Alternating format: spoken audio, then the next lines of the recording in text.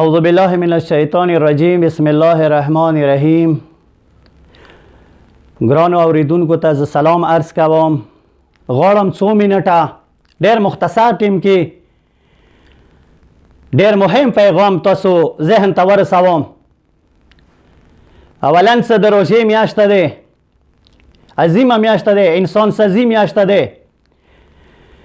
دغې میاشتې کې خلک عبادات و اعمال کوي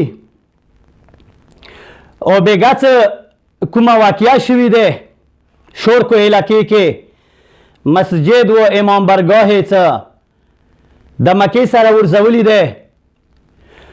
مو د دغې د مکې شدید الفاظو کې مزامات کوو. څومره مزامات وشي بیا کم دی. او دغې د مکې پاته هم اهل سنت وروڼو ته شته دی، هم تشیع ته شته دی و هم هغو ادارو ته شته دی څه دا د مکه چا وکړه او دا کسان کوم ځینه راغه، څنګه راغه، چا راوسته، کومې وسیتې سره راغه، دا ټولو ته پاته دی.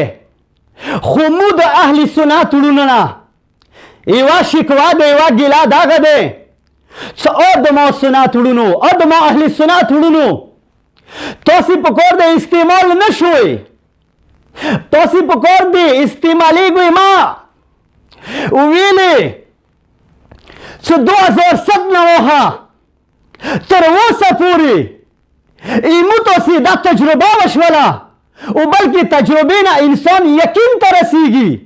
مو تاسې یقین ته ورسېدلو چې مو تاسې جنازو باندې جنازو باندې جنازې اسکولې. څه وجه وه، څه سبب و، هغه تاسې ته پاته دی. نن څه کورمې ایجنسۍ کې یوه امنترینه ایجنسي دی پاکستان کې ټولو ایجنسیو کې کورمه امنترینه ایجنسي وه. خلک به امن دپاره کورمې ته راتلله. اوسه پورې کورمې کې اور لګېدلی دی. دا اور چا لګولی دی؟ دا هغو ادارو لګولی دی چې هغوی خپلو مفادو دپاره دا اور نه غواړي څه مړ کړي. دا اور اصلا نه غواړي څه مړ کړي بلکې دغه اور ته ادامه ورکوي چې دا اور ادامه پیدا وکړي. او پکار دی دغو پلیتو منصوبو جوړولو دپاره دغو منصوبو خاورې کې میلاولو دپاره پکار دی مو تاسې هر وخت تیار وو، هر طرف ته مو تاسې فکر وي، هم اهل سنت هم اهل تشیع. او دا پاته دی هغو ادارو چې هغوی خپلو مفادو دپاره دا کارونه کوي، خپل ځان دپاره لیارې خلصوي چې لیارې کې مو ته رکاوټ جوړ نه شي. دغه رکاوټ برطرف کولو دپاره دا کارونه دوی کوي.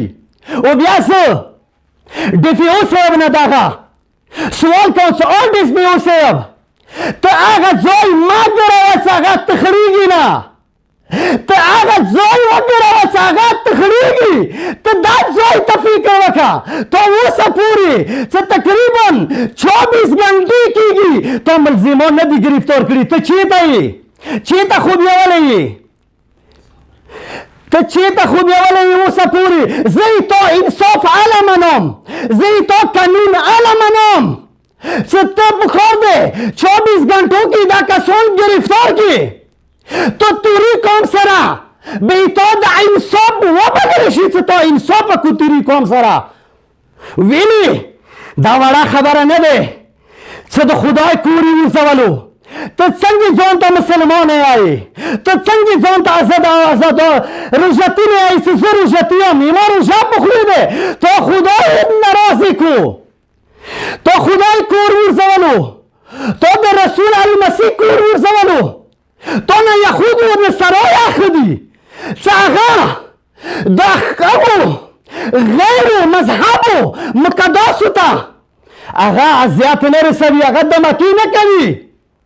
همدې سره زه اخر کې دعا کوم چې پروردګاره عظیمه میاشته دی، پروردګاره کریمه میاشته دی چې دا کار هر چا کړی وي هرې منصوبې دپاره کړی یا الله دغې عظیمې میاشتې له خاطره دا منصوبې تباه و برباد کړي پروردګاره دوی خپل کورونه تباه و برباد کړي سو د خدای کور یې د مکرو سره ویران کړلو د خدای کور یې و آخر دعوانا ان الحمد لله رب العالمین.